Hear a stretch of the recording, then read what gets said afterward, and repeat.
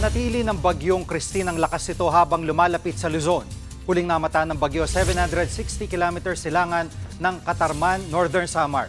May taglay itong lakas ng hangin na aabot ng 55 km per hour at bugso na abot na 70 km per hour. Base sa track ng bagyo, posible itong maglandfall sa Northern Luzon pagdating ng Huwebes o Biyernes. Nakikita rin ang pag-asa na lalakas ang bagyo at abot sa typhoon category bago maglandfall. Sa ngayon, nakatas ng signal number 1 sa southeastern portion ng Isabela, northern at eastern portion ng Quezon, Camarines Norte, Camarines Sur, pati sa Catanduanes, Albay, Sorsogon at Masbate. Signal number 1 din sa eastern Samar, northern Samar, Samar, Leyte, Biliran at southern Leyte, pati na sa Dinagat Islands at Surigao del Norte.